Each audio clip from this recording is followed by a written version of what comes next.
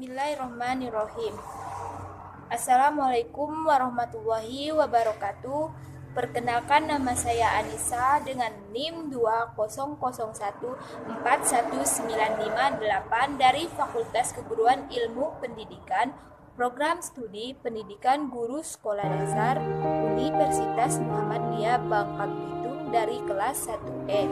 Baiklah, di sini saya akan menjelaskan tentang fungsi dan kedudukan bahasa Indonesia serta pemakaian huruf dan tanda baca. Baiklah, saya akan menjelaskan kedudukan dan fungsi bahasa Indonesia.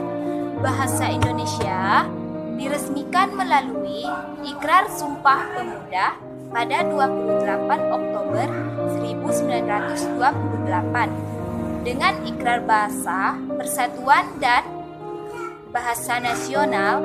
Pada saat peresmian itu, bahasa Indonesia berkedudukan sebagai bahasa persatuan dan kesatuan bahasa nasional. Kedudukan bahasa itu ditetapkan atas keputusan politik negara Republik Indonesia. Fungsi bahasa Indonesia. Bahasa Indonesia sebagai bahasa nasional memiliki 4 fungsi.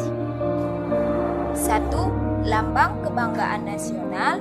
2. Lambang identitas nasional. Dan 3. Alat pemersatu bangsa. Yang terakhir, alat penghubung. Lambang kebanggaan nasional, Anda tentu mengetahui makna kebanggaan untuk itu. Mari kita buka. Lambang kebanggaan nasional ini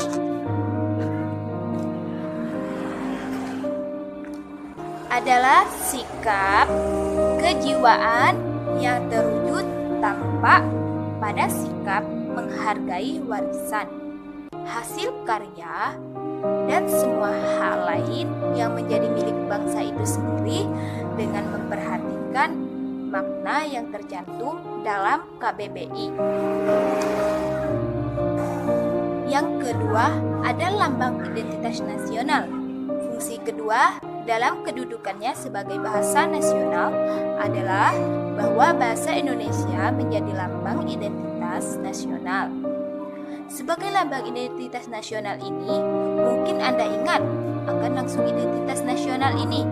Kita lainnya adalah bendera merah putih. Dalam setiap upacara, pasti kenegaraan baik di pusat maupun di daerah melaksanakan upacara bendera merah putih ini. Selalu menjadi bagian yang tentu amat penting. Yang ketiga ada alat penyatuan. Alat penyatuan ini sebagai bahasa nasional adalah menjadi alat yang memungkinkan terwujudnya persatuan berbagai suku bangsa yang memiliki latar belakang budayanya, yang memiliki sosial budaya dan bahasa yang berbeda-beda. Dalam satu kesatuan kebangsaan yang bulat ini, dalam kata-kata Sumpah Pemuda, bahasa Indonesia berfungsi sebagai bahasa persatuan. Dengan berbagai fungsi sebagai bahasa persatuan ini, bahasa Indonesia dapat berkomunikasi dengan Jawa dan orang Batak misalnya. Demikian juga dengan orang Bali. Yang terakhir, alat penghubung. Fungsi keempat dalam kedudukannya sebagai bahasa nasional, bahwa bahasa nasional itu berfungsi sebagai alat penghubung antar budaya dan antar daerah. Anda dapat membayangkan bagaimana seandainya berbagai suku bangsa yang ada di Nusantara ini yang bertebaran, daerah tidak mempunyai bahasa Indonesia yang menjabati keberagaman bahasa ibu. Di sini dapatlah kita katakan bahwa bahasa Indonesia itu menjadi jabatan budaya di antar suku-suku bangsa dengan latar belakang sosial budaya. Kedudukan bahasa Indonesia sebagai bahasa negara. sebagaimana telah disampaikan sebelumnya, bahwa dalam kedudukannya sebagai bahasa negara, bahasa Indonesia mempunyai 4 fungsi, yaitu 1. Bahasa resmi kenegaraan, kedua, bahasa pengantar di dalam dunia pendidikan, ketiga, bahasa berhubungan tingkat nasional, dan keempat, bahasa pengembangan kebudayaan. Keempat fungsi bahasa Indonesia dalam kedudukan sebagai bahasa negara dipaparkan sebagai berikut. Yang pertama, bahasa resmi kenegaraan. Bahasa Indonesia sebagai bahasa resmi ini memiliki kedudukan yang amat istimewa. Kedudukan ini memberikan peluang kepada bahasa Indonesia untuk berkembang lebih cepat dibandingkan dengan bahasa lainnya dalam lingkungannya. Sebagai bahasa resmi kenegaraan ini, bahasa Indonesia dipakai dalam segala upacara, peristiwa, dan kegiatan kenegaraan, baik lisan maupun tulis.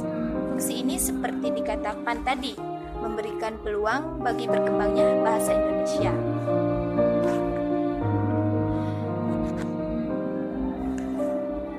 Bahasa pengantar di dalam bahasa dunia pendidikan. Fungsi lainnya yang berkaitan dengan bahasa Indonesia ini sebagai bahasa negara adalah bahwa bahasa Indonesia dipakai sebagai bahasa pengantar dalam lingkungan lembaga pendidikan, mulai dari teman, anak-anak, hingga perguruan tinggi. Fungsi menetapnya bahasa Indonesia sebagai bahasa yang terus-menerus dipakai dalam setiap kesepakatan belajar mengajar.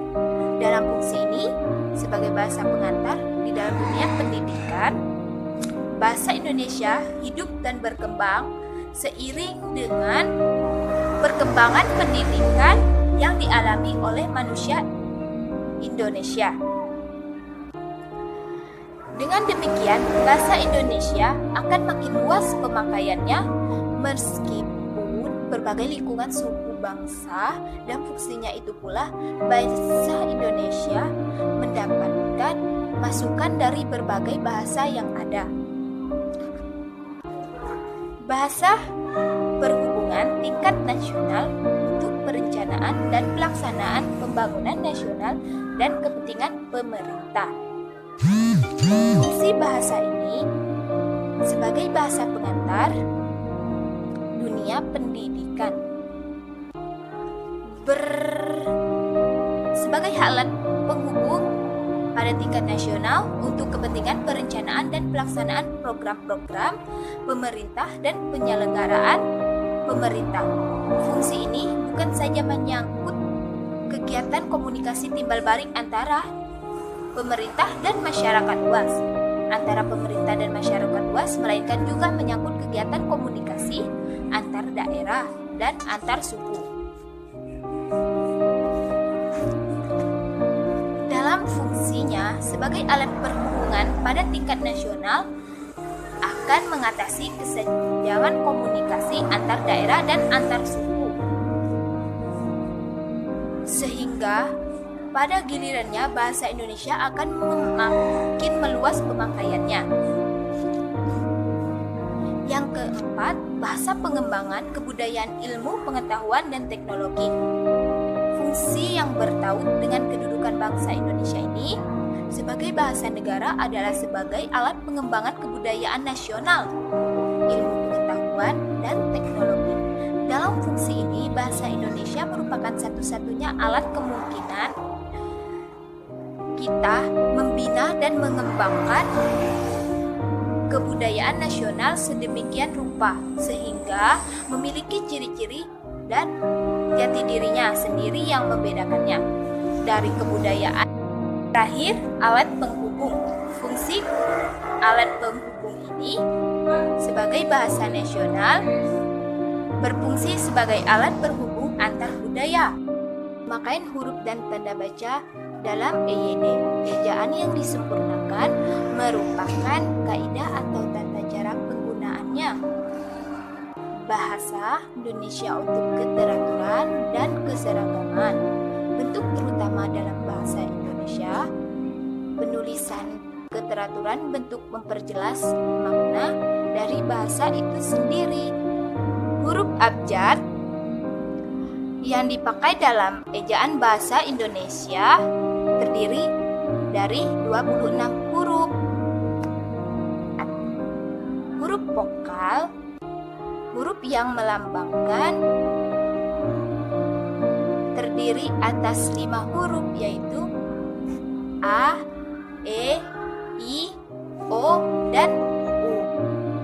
Huruf konsonan ialah huruf yang melambangkan konsonan dalam bahasa yang terdiri atas 21 huruf yaitu B, C, D, F, G, H, J, K, L, M, N, P, Q, R, S, T, P, W, X, Y, dan Z.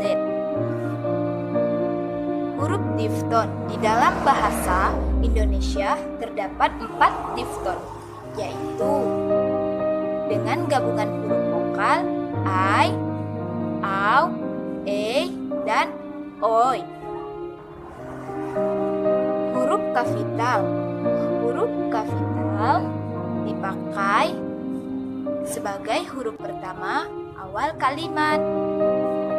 Yang kedua, huruf kapital dipakai sebagai huruf pertama urutan nama orang termasuk julukan. Contohnya Ahmad Malik. Yang ketiga, huruf kapital dipakai pada awal dalam petikan langsung. Misalnya, adik bertanya, "Kapan kita pulang?" Yang keempat, huruf kapital dipakai sebagai huruf pertama setiap kata nama agama, kitab suci, dan Tuhan, termasuk sebutan kata ganti untuk Tuhan, misalnya Islam, Hindu, dan Al-Quran. Yang kelima ada huruf kapital dipakai sebagai huruf pertama unsur nama gelar, kehormatan, keturunan, dan keragaman atau akademik, profesi, serta nama jabatan. Contoh, selamat pagi dokter. Yang keenam, ada huruf kapital dipakai sebagai huruf pertama unsur nama jabatan dan pangkat yang diikuti nama orang atau yang dipakai sebagai pengganti nama orang tertentu, misalnya Gubernur Papua Barat. Yang ketujuh, ada huruf kapital sebagai huruf pertama nama bangsa, suku, bangsa, dan bahasa. Yang kedelapan, ada huruf kapital dipakai sebagai huruf pertama nama tahun, nama bulan, hari besar, dan bersejarah. Misalnya tahun Hijrah, Hijriah, dan hari Jumat. 9 huruf kapital dipakai sebagai huruf pertama nama geografi. Misalnya Amerika Serikat dan Sungai Musi.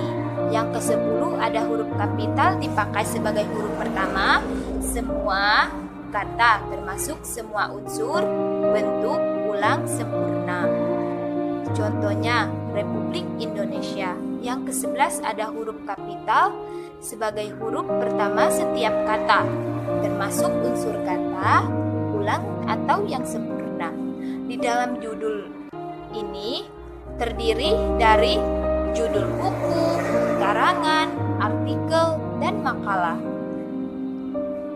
Yang ke-12 ada huruf kapital dipakai sebagai huruf pertama unsur, singkatan, nama, gelar, dan pangkat.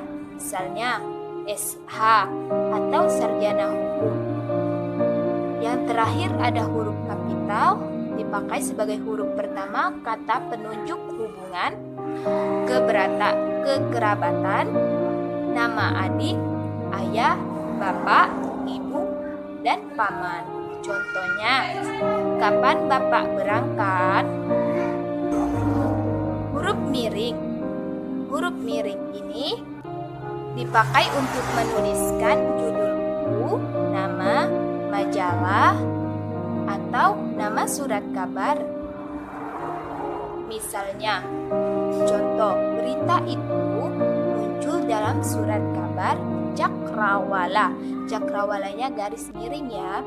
Yang kedua, huruf miring dipakai untuk menegaskan atau mengkhususkan huruf bagian kata atau kelompok kata dalam kalimat. Misalnya, huruf terakhir kata abad. Abadnya adalah garis miring. Yang ketiga, huruf miring dipakai untuk menuliskan kata atau ungkapan dalam bahasa daerah atau bahasa asing. Misalnya, wisatawan asing yang berkunjung ke Aceh. Yang terakhir ada huruf tebal. Huruf tebal dipakai untuk menegaskan bagian tulisan yang sudah ditulis miring. Misalnya huruf DH seperti pada kata Ramadan.